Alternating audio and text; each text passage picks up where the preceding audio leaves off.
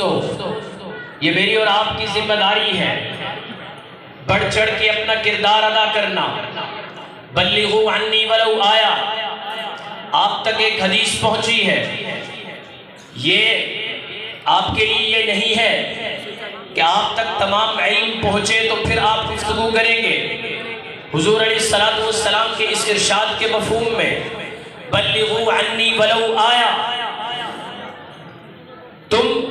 میری اگر تم تک ایک آیت اور ایک حدیث بھی پہنچی ہے، اسے بھی لوگوں تک پہنچانا آپ کی ذمہ داری ہے۔ آپ تک جو آواز پہنچ رہی ہے، آپ یقیناً جب اپنی کمندیں ڈالنے کا پروگرام بنا لیں گے، جب آپ اپنا عزم و ارادہ، مصمم ارادہ اور اپنے پختہ عزائم کے ساتھ اس اسلامی نفاذ کی جدوجہد کے لیے اپنے آپ کو عملی میدان میں اتاریں گے، یقیناً مشکلات کا سامنا ہوگا، یقیناً اچیومنٹ نہیں ہوگی، یقیناً وہ آپ کا ٹارگٹ آپ کو مشکل نظر آئے گا، یقیناً آپ کو جو آپ کا مشن ہے وہ آپ کو کئی نسلوں کے بعد پورا ہوتا ہوا نظر آئے گا۔ لیکن میں آپ کو بتا دینا چاہتا ہوں، آپ کا عزم و یقین اتنا بلند ہونا چاہیے، آپ کے جذبات کی ترجمانی آپ کا کردار اس انداز سے کر رہا ہو کہ دشمن یہ سمجھنے پہ مجبور ہو جائے، آپ کا مد مقابل یہ سمجھنے پہ مجبور ہو جائے، آپ کے راستے میں اسلام اور حقانیت کی آواز دبانے والا آپ کا مخالف یہ سمجھنے پہ مجبور ہو جائے کہ اس کے پاس بڑی قوت ہے، اس کے پاس بڑی طاقت ہے، اس کے پاس بڑے احساسات ہیں، اس کے پاس بڑی ٹیم ہے، اس کے پاس بڑی جماعت ہے، اس کے پاس بڑا نعرہ ہے۔ اگر آپ کا نعرہ حقانیت کی بنیاد پہ ہے، میں کہہ دینا چاہتا ہوں کہ ایک گندے ٹماٹر اور گندے آلو بیچنے والا گلیوں میں بازاروں میں آواز لگاتا ہے اور بڑی ببانگے دہل بڑی اونچی آواز سے پورے گھروں تک آواز پہنچاتا ہے، گندے ٹماٹر اور گندے آلو بیچنے والا گھبراتا نہیں، ہچکچاہٹ محسوس نہیں کرتا، خوف اس کے چہرے پہ نہیں ہوتا، تو تم اعلاء کلمت اللہ اور اسلام کی بات کرتے ہوئے ہچکچاہٹ محسوس کرتے ہو؟ یہ آپ کے لیے اور میرے لیے شرم کا مقام ہے۔ سبزی بیچنے والا،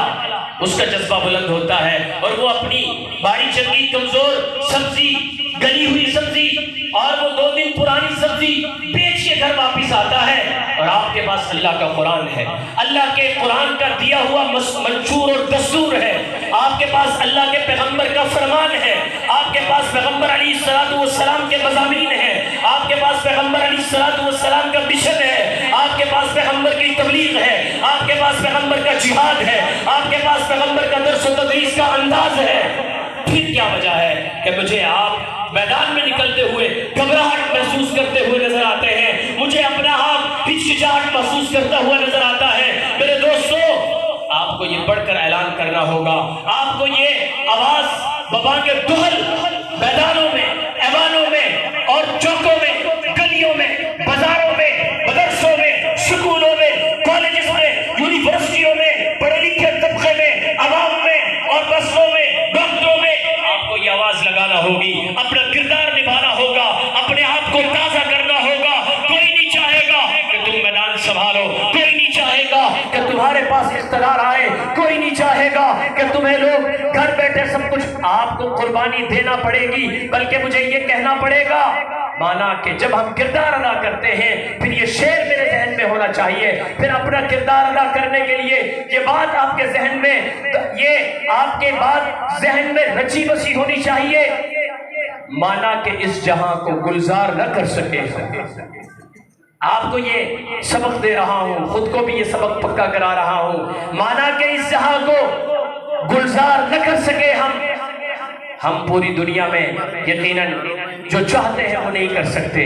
پوری دنیا تو دور کی بات، ہم اپنے گھر اور اپنے علاقے میں بھی بعض دفعہ وہ نہیں کر پاتے، تو یہ شعر ذہن میں رکھنا چاہیے۔ وہ شاعر کو سلامی پیش کرتا ہوں، ہمارے جذبات کو اس طرح سے تھما گئے، کہتا ہے مانا کہ اس جہاں کو گلزار نہ کر سکے ہم،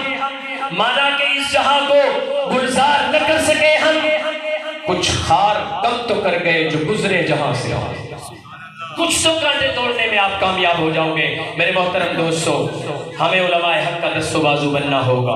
ہمیں دینی مدارس کے دفاع کی قوتوں کا ساتھ دینا ہوگا، ہمیں اسلام کی حقانیت بلند کرنے والے ان نوجوانوں کا حوصلہ بننا ہوگا. اگر ہم پیچھے ہٹے رہیں گے وہ کامیاب ہو جائیں گے. آواز لگانے والا اکیلا بھی رہا اللہ کی قسم اللہ کے ہاں سرخرو ہو جائے گا. آواز لگانے والا تنے تنہا بھی رہا ظاہری ناکامی بھی اسے ملی لیکن انشاءاللہ ثم انشاءاللہ آخرت میں اس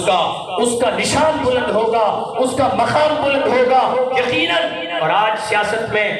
لوگ بڑے اعتراضات کا سلسلہ اٹھاتے ہیں. میں صرف اتنا کہہ دینا چاہتا ہوں, حضرت مولانا مفتی محمود صاحب رحمۃ اللہ علیہ نے ایک مقام پہ فرمایا تھا, ایک ساتھی نے ان سے سوال کیا کہ حضرت آپ سیاست میں ہیں, آپ نے آج تک کیا کیا؟ یقیناً مفتی محمود صاحب رحمۃ اللہ علیہ کا کردار روشن تھا, بتلا سکتے تھے, 1 گھنٹے کی تقریر کر سکتے تھے, لیکن اس طالب علم کو سمجھانے کے لیے کیا جملہ ارشاد فرمایا؟ فرمانے لگے بیٹا شاید میں آپ کے سوال کا جواب اس انداز سے نہ دے سکوں لیکن سن لو میں سیاست میں کیوں ہوں. یہ مفتی محمود نے اس بچے کو, اس پٹھان طالب علم کو بتلایا, میں سیاست میں اس لیے ہوں کہ کوئی میدان اپنے دشمن کے لیے خالی نہیں چھوڑنا چاہیے. کیوں بھائی, اگر میں سیاست میں آنا چاہیے یا نہیں آنا چاہیے؟ آپ کے کیا جذبات ہے, ذرا ترجمانی کر کے ہاتھ ہلا کے بتلائیے ہمیں سیاست میں آنا چاہیے. سیاست بھی ہمارا نبی کا ورثہ ہے, درس و تدریس بھی نبی کا ورثہ ہے, خطاب اور بیان بھی نبی کا ورثہ ہے, ترجمہ اور تفسیر بھی نبی کا ورثہ ہے, جذبہ جہاد بھی نبی کا ورثہ ہے, قرآن و سنت کی آبیاری بھی نبی کا ورثہ ہے, یہ تعلیم نبوت بھی نبی کا اسٹیج ہے. تو سیاست بھی میرے نبی کے اور میرے صحابہ کا اسٹیج ہے. تو کھل کر کہہ دینا چاہیے اور ڈرنے کی گھبرانے کی بالکل بات نہیں ہے. ہم تو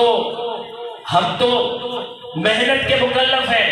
نتیجہ ہمارے ہاتھ میں نہیں ہے. ہم کل قیامت کے دن یہ ضرور کہہ سکیں گے اللہ تیرے دین کے لیے ہم نے آواز لگائی تھی, اب اس آواز میں جس نے لبیک کہا تھا وہ تیرے سامنے ہے, ہمارے اندر جو کمزوریاں تھی وہ بھی تیرے سامنے ہیں, اور یقیناً ہمارے اندر بے شمار کمزوریاں ہیں. ہمیں دوسرے میدانوں میں بھی اسی طرح کودنا ہوگا, دوسرے میدانوں میں بھی اپنا روشن کردار ادا کرنا ہوگا. کیوں بھائی, آپ کردار ادا کرنے کے لیے تیار ہیں؟